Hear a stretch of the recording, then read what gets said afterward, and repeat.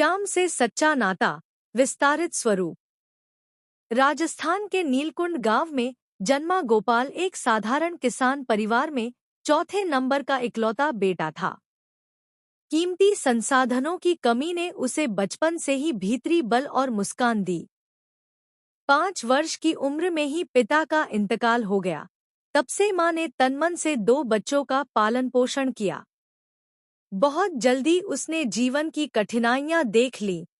खराब मौसम का तांडव, सूखे की तपिश, फसल की हानि, बेरोजगारी और गृहस्थी की लड़ाई।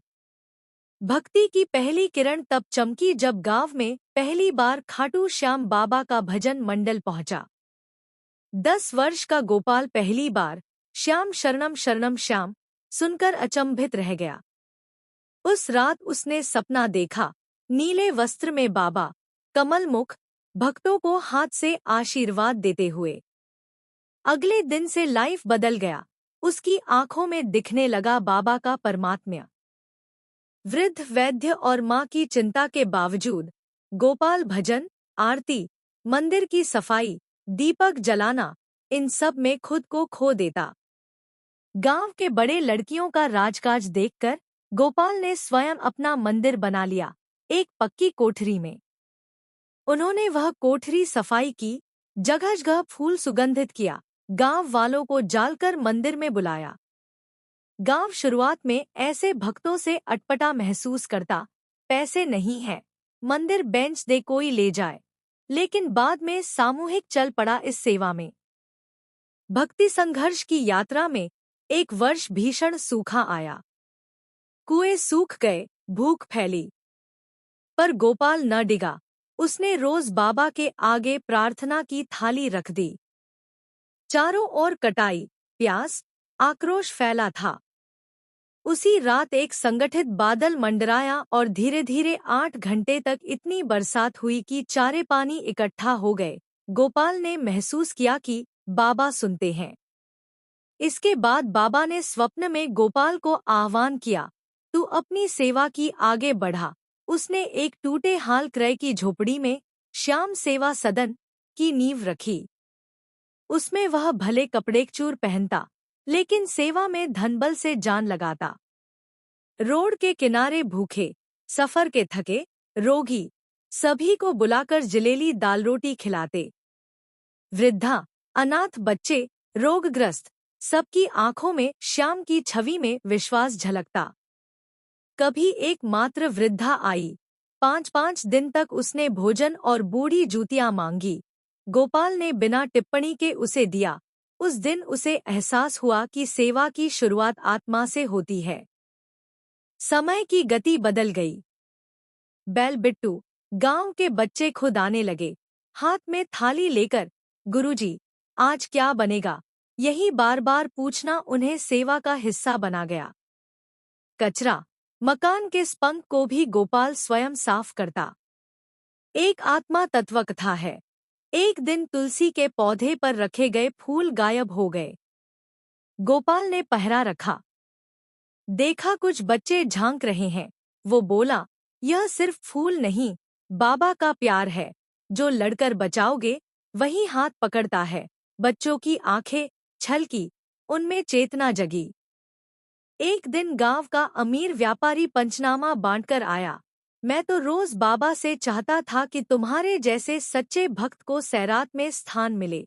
उसने गोपाल की वजह से गांव का समग्र बदलावा देखा, रूप नहीं, इरादों में परिवर्तन। उसने अपने मंदिर में सेवा दल का आयोजन किया। हर वर्ष 100 बच्चों को पढ़ाई का पाठशाला, 50 बुजुर्गों को वृद्धाश्रम की सुविधा, 200 अनाथों का भोजन और नीलकुंड श्याम सेवा फाउंडेशन की नींव रखी गई। फिर खबर गांव से फैल चुकी थी, नाम ही श्याम नहीं, वह जीवन श्याम है। खाटू धाम से बुलावा आया, क्या गोपाल तैयार है सेवा करने? उसने गांव वालों से कहा, मेरा घर परिवार यही है, पर सेवा कर्म की गंगा में गोता लगाने के लिए आना अनिवार्य है। वह खाटू गया। प्रथम बार उसने बाबा की मूर्ति की पूजा कही, खुद से कहे, यह तो मेरा सखा है। उस दिन मंदिर में भक्तों की भीड़, बचपन की यादें, अपने गांव की आंचल की याद और बाबा की अनुकंपा, तीनों मिलकर उसे पंक्ति से पंक्ति में सोचा। वहां से वापसी पर हीरो की तर्ज पर वह गांव पहुंचा, खुशियों का पैगाम लेकर। गांव में दीपों का मेले सा माहौल छाया। नामकरण हुआ गोपाल श्याम सेवा महोत्सव। कचरे से सजी पेयजल परियोजना, सरकारी स्कूल में दफ्तरी व्यवस्था, गांव में प्रथम बाल स्वास्थ्य शिविर, सारा समर्पण भक्ति की दिशा में था। लोगों की आंखों में सम्मान था, हाथ में उम्मीदें, दिल में श्याम की छवि। समय बीत रहा था, पर गोपाल की आत्मा न कहीं रुकने वाली थी। एक दिन उसने खुद कहा, अब जब तक सांस है, मेरा जीवन बाबा पर जो मैंने उधार लिया है, उसे वापस अर्पित करना मेरी जिंदगी है। अचानक भावना से भरपूर एक चमत्कार हुआ।